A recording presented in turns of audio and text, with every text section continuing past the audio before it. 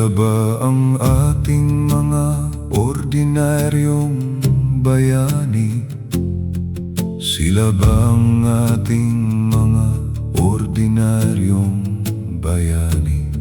Sila ba ang ating mga ordinaryong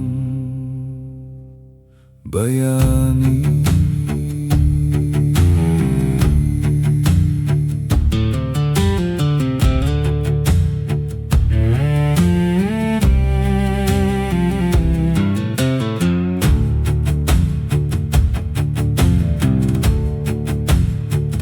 Tumutunog ang radyo sa gitna ng ulan sa hating gabi.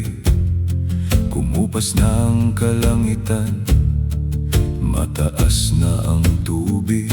Habang ang iba pang bahagi ng mundo ay tahimik na nagpapaalam, iniimpake niya ang kanyang mga gamit sa madilim.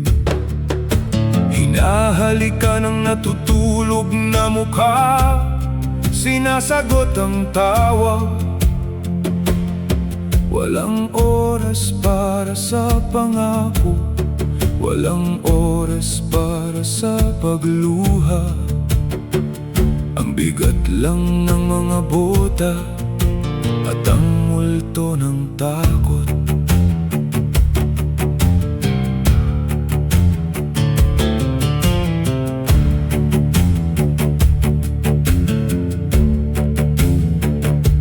Daang kilometro mula sa sarili niyang pintuan.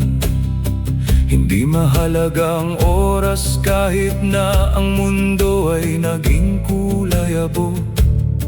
Pumupunta sila kung saan mabigat at malalim ang mga anino.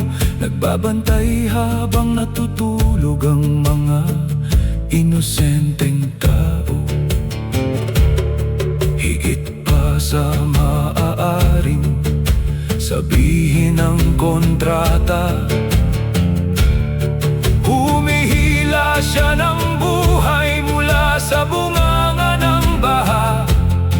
70 oras na ang nakalipas simula nang ipikit niya ang kanyang mga mata. Namimiss ang mga kaarawan at ang mga kwento sa gabi. 2 linggong static sa isang satellite phone. Pakikinig sa mga boses ng mga mahal sa buhay sa bahay. Nadudurog ang katawan, ngunit gising ang kaluluwa.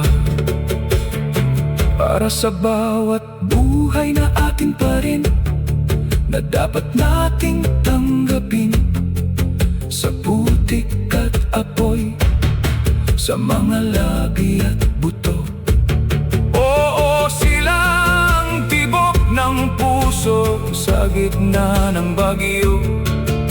Sa putik at apoy, sa mga labi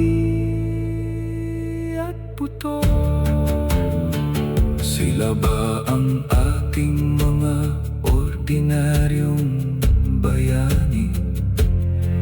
Sila ba ang ating mga ordinaryong bayani? Sila ba ang ating mga ordinaryong bayani?